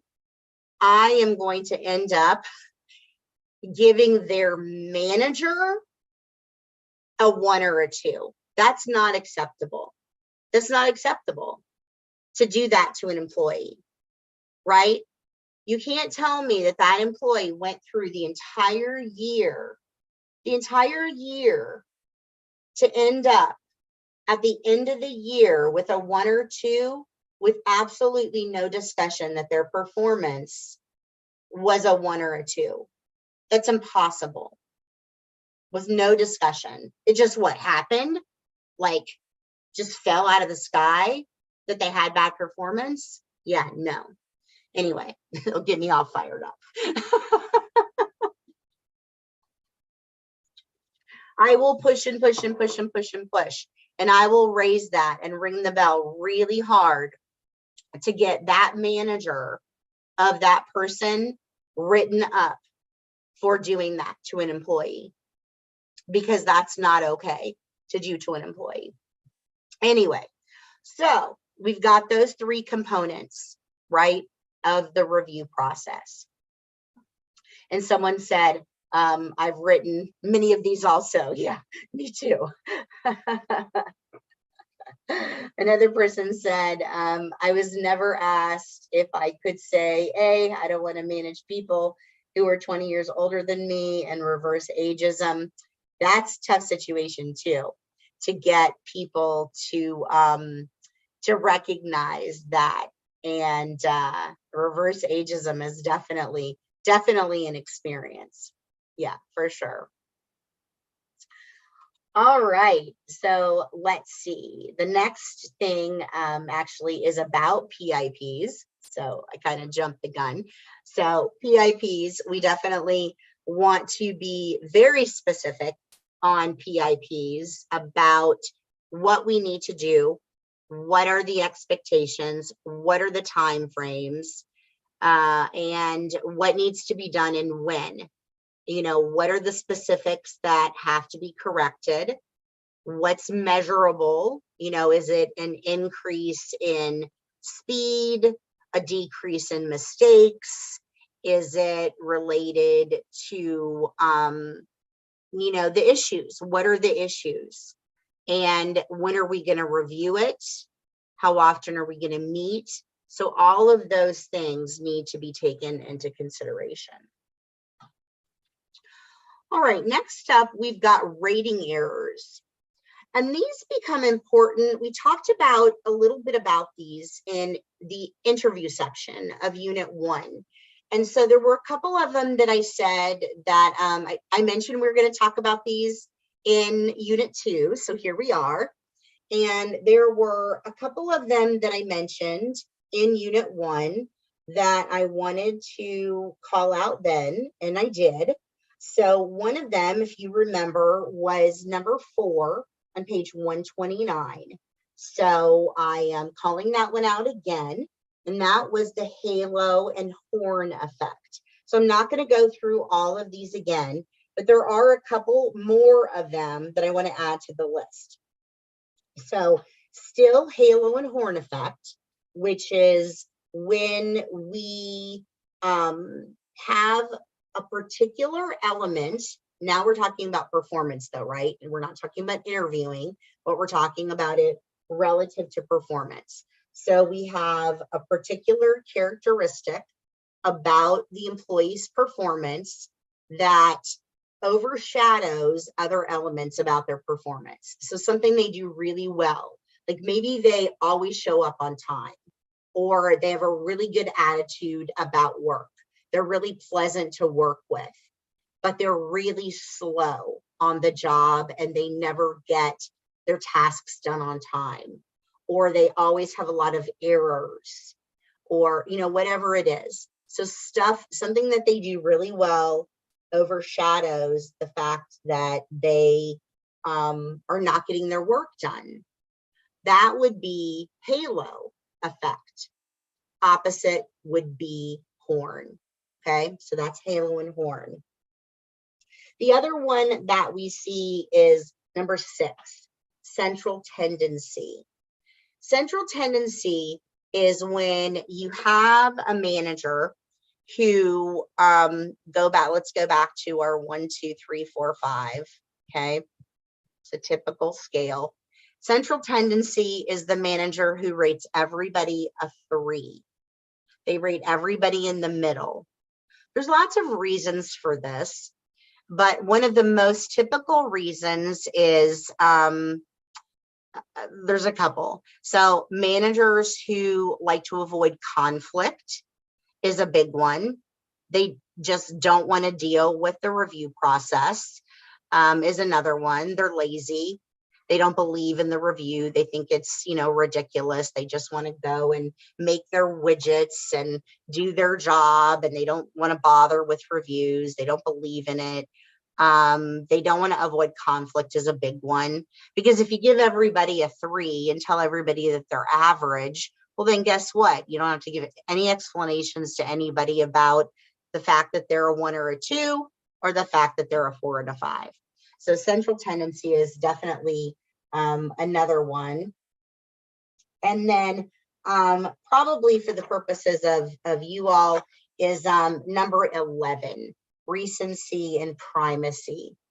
So recency is one where employees, they're smart. And so they know when reviews are going to be. And so if you work at your company and you know that every December is when reviews are held, then employees who, have it going on in their head, they will learn that if their reviews in December, in about October, they start, kind of suddenly doing their job, and they kind of start showing up on time. And they know their boss doesn't really care much about the review process. And so they start kind of getting it together in about October. Well, guess what? They end up getting a 3 or a 4 on their review, and they probably should get a 2. That's recency bias. And they squeak right on by, right in the middle. That's recency bias, because nobody's paying attention. So those are some of the rater errors. So let's see, what did somebody say?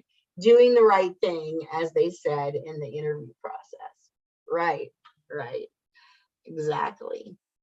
Okay, so we are a couple of minutes away from the top of the hour, but I want to finish this section, and I have a hard stop for another group, but I'm going to finish this section, so it's on the recording.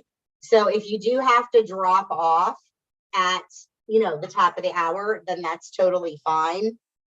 But I completely get it. So let's see.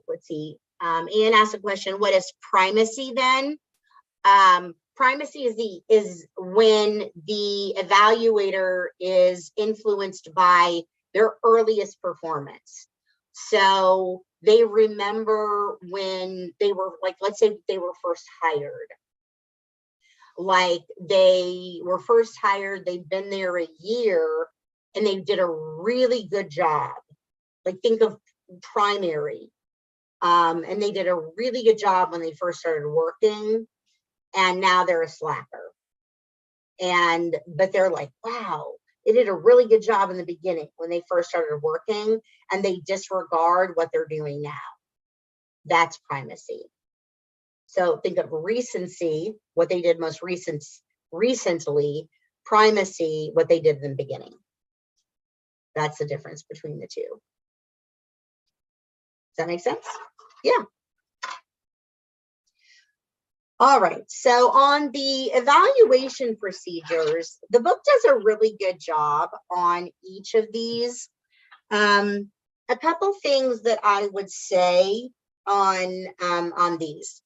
So classification procedure, what I would say is you want to go through and make sure that you are comfortable with the procedure itself in like,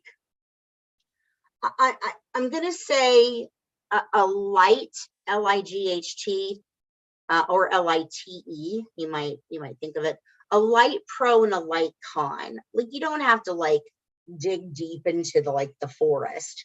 But let me give you an example. So classification procedure, and we see exhibit 2.6 on page 131. So classification procedure is very simple. Okay, like if you'll look at the exhibit, we've got 4 different topics or evaluation items: quantity of work, quality of work, cooperativeness, and overall performance. We've got 5 different evaluation categories: outstanding, excellent, good, fair, and poor. So it's very simple, but wow. The con is definitely, there's a lot of potential, number 1, for bias, and number 2, for subjectivity. There's no definition, okay, of what any of those mean. Like quantity of work, like it's kind of vague. Like we could all kind of guess like what that means. And the same thing with the categories. Like outstanding is also very vague. Like outstanding, does that mean the top 10%, the top 5%? Same thing with good. You know, normally when we look at the end result of performance, like at the end of the day, when everybody's been evaluated, it will end up looking like, I'm a terrible drawing artist, but it will end up looking like a bell-shaped curve where, you know, the bottom of the curve will be about 80%. And if we say 1 to 5, then that 80% would represent like your 3. And so that would, in this exhibit, would represent good, the category of good, which would be like a 3. So on classification, that would be what the equivalency is to that. But we don't know that because it doesn't say that. And so if there's not a lot of training to let managers know, you're kind of just really giving them a form and saying, yeah, here you go, have at it. So it can make it pretty difficult to defend because there's not a lot of guidance on what all of that means, right? So that's why there's, if you look at page 131, there's a vocab term there called force distribution. And that this is the discussion about force distribution and the bell-shaped curve, because that's what you get into the issue of. So classification, then ranking. In ranking, we've got 3 different types of ranking. So straight ranking is literally, I take the dimension, let's say, of performance. I've got 20 employees. And in straight ranking, I say, okay, I've got 20 employees and I'm going to put employee A at the bottom because he's my worst performer. And so then I'm going to rank them from the worst to the best, and the best performer is going to go on top. Boom, done. So that would be straight ranking, to order them from highest to lowest, lowest to highest along some dimension.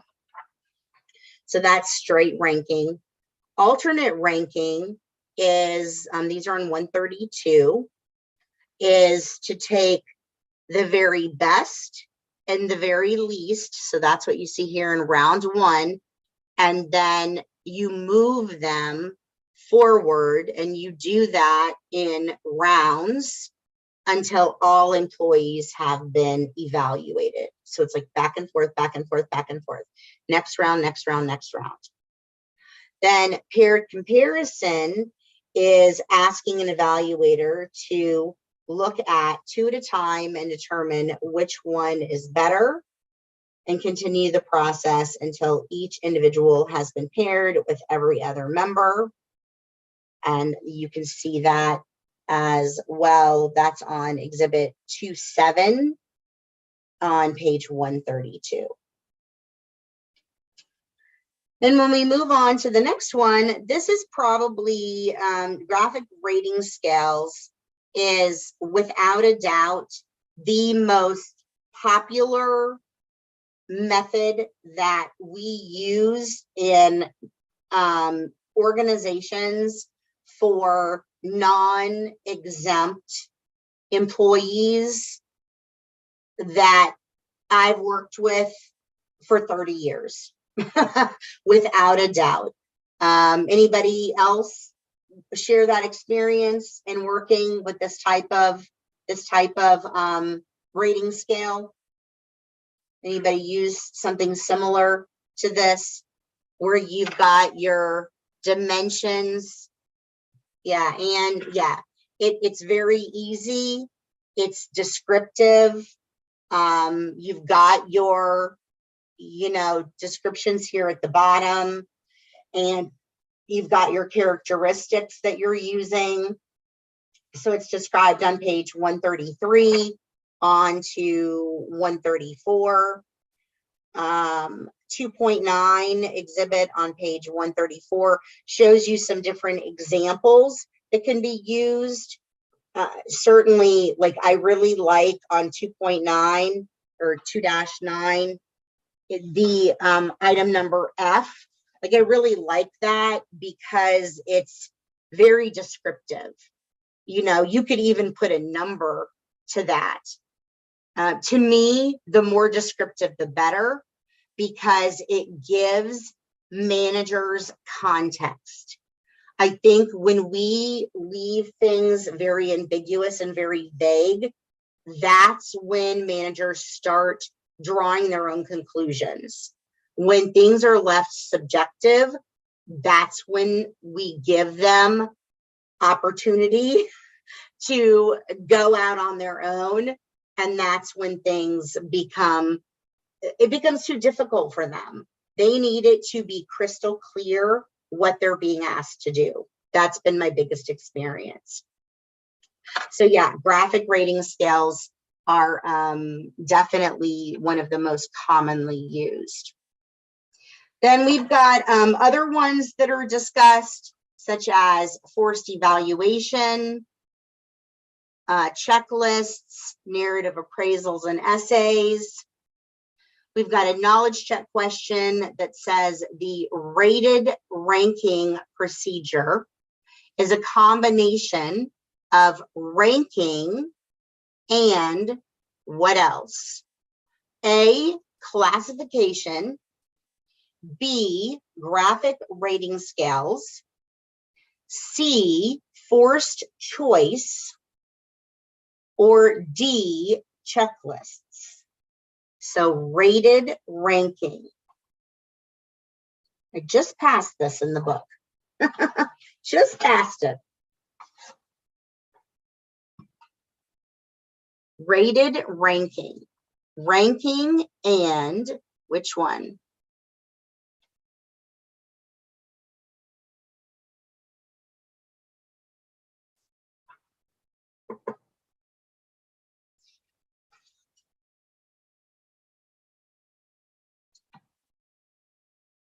And essays and critical incidents, by the way, are definitely much more effective at the exempt level, managerial level. FYI, I didn't say that before, but just FYI.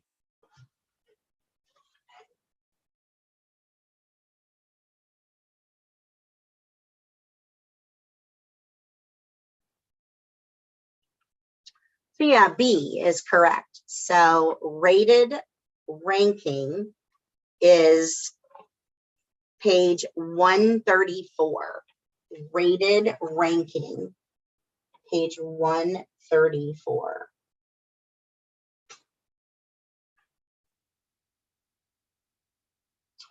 All right, so critical incidents, I just mentioned, actually. So this next slide is just kind of a side note that we threw in here, just because these two terms are similar, right? Because they have similar words in them.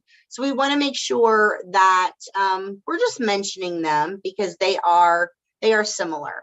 So critical incidents is an appraisal method that we're seeing that's on page 136, 137.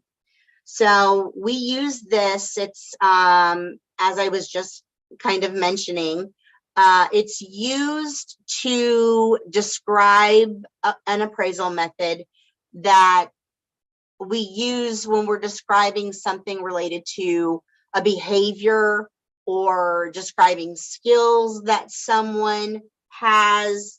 We might use it to say what happened in a particular situation that an employee has done. Whereas an incidence rate, and this should be taken out, but it's a way that we use in an OSHA calculation to measure accidents in the workplace. Or maybe it is Unit 5. Is it Unit 5? It might be. But I don't think it is. Maybe it is. Oh, it is actually. So it could be in there. So yeah, just the difference because they're very close in the word incidents and incidents. So that's why we have it in here as a little side note. And then the last part of the section is about management by objectives. Anybody heard of this term before? MBO, management by objectives.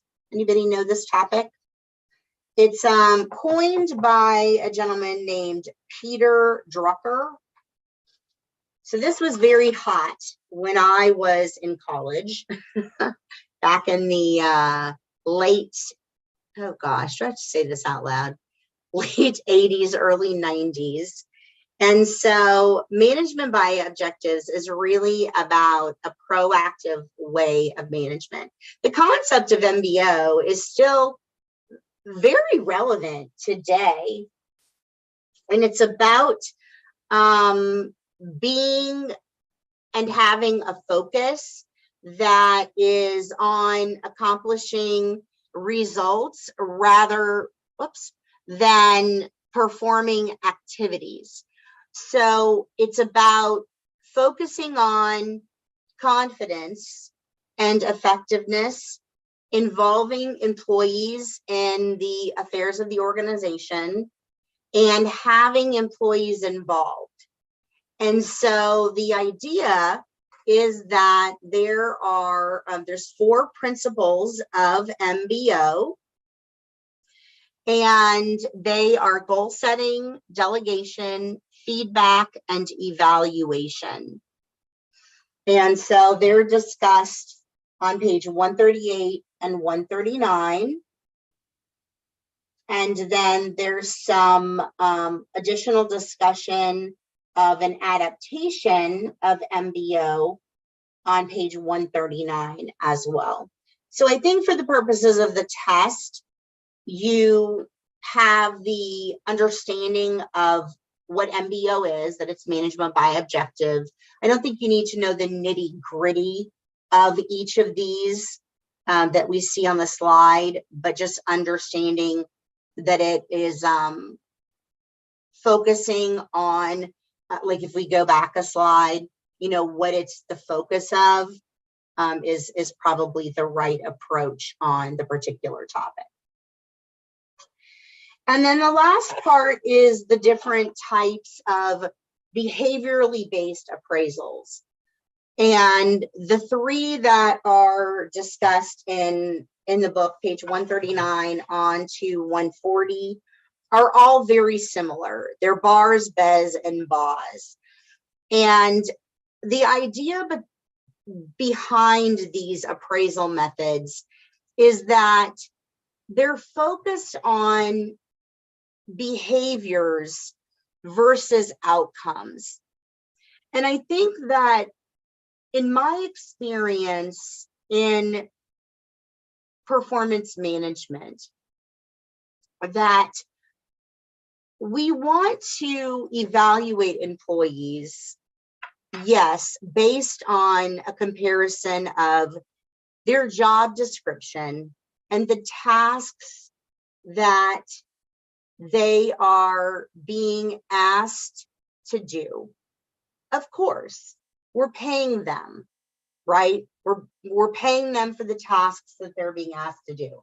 If you are a recruiter, you are being paid to recruit, to evaluate people coming into the organization, to hire them, get them in the door, and all of the associated tasks. But we also want to evaluate your behaviors associated with those activities, because you may be able to get through like a whole bunch of applicants and get them in the door. But if you're a jerk about it, well, is that really great for our company? Are you really portraying the organization in a way that is helpful to us and is promoting a positive culture? And maybe the manager that they work for is really great and they're going to have a good experience and they're going to be fine, but maybe you were horrible and they're not going to want to encourage anybody to want to work with you. So we need to have that part of our appraisal process about behaviors and team building and cooperativeness and all of those different factors. And so I love Exhibit 211 on page 140 about a rating scale dealing with contact with customers, and that excellent, very poor. And if you look at those descriptors on what those values are, from excellent at 7 to very poor at 1. If you look at very poor, occasionally acts crudely, abrasively, and offensively. You know what that feels like when you've dealt with someone at a store who's just rude? You know how you've experienced that? Like, you don't want to go back to their store. You don't want to deal with that person again.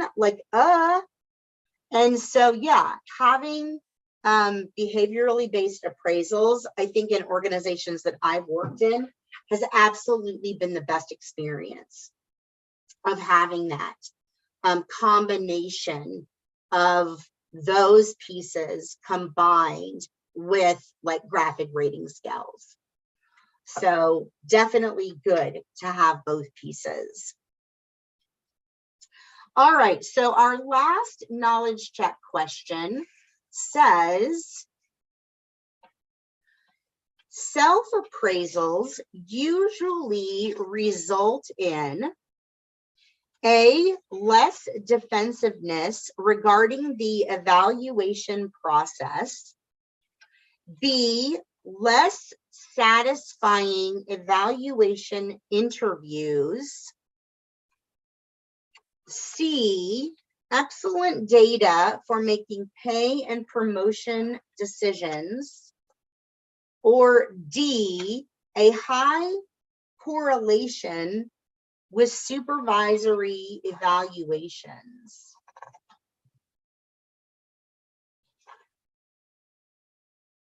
Okay, you all, I'm sorry again for being,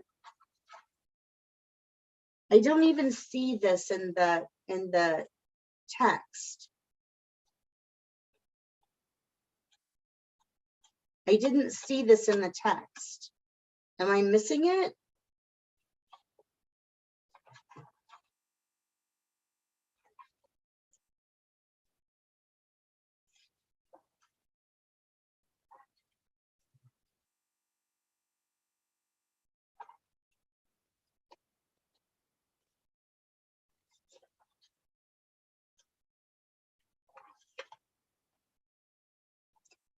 Did anyone tell me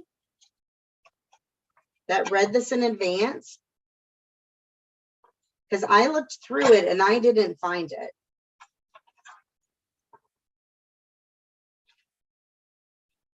It's not in here.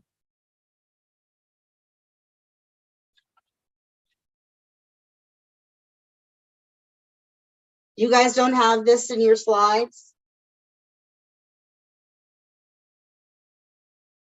This question isn't in the slides that are in your, that's in your copy from the ones that are on the Hive? I don't see this in the book yet, but I know it was on the practice test. But I've seen this question before. Does anybody have this slide? Oh God, I gotta go. Does anybody have this on the slides that's downloaded from the Hive? No, and I didn't have the previous knowledge question either. Mine was different than this one. So past two knowledge, the previous knowledge should have been a fill in the blank. The rated ranking procedure is a combination of ranking and blank. And then this one's multiple choice, which of the following best describes the proper role of performance evaluation in the employment exchange? Yeah, I know that question. Huh. So these are the slides that that Christopher, did Christopher do you guys' orientation? Yes. Yes. Yeah, these are the slides that Christopher gave me to use. Huh. Okay. Well, I'm sorry that they didn't match up. These are the ones that he gave me. And self-appraisals are not in the book. They weren't in the book when I saw them. So, okay. Well, I'll have to follow up with him. And then I'll have to look and see. I'll look and see for class on Tuesday. I'll compare my slides with what you guys have access to in the Hive and make sure that they are aligned. So I apologize, but at least you got access to some different questions. What would the answer be? A less defensiveness regarding the evaluation. Okay. Yeah, it is A. So, all right. Well, I'm sorry I have to hard stop because I have to go log out with you guys, log in with my nighttime group because they start at 6:30. So if you do have any other questions, I will log in at 1:45 on Tuesday, and I'm happy to discuss anything ahead of class, or I'm happy to start or to catch up after class.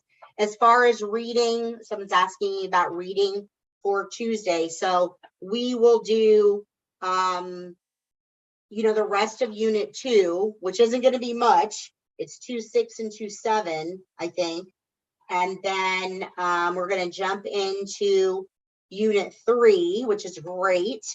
And 3.1 and 3.2 will probably be what we get through for class on Tuesday.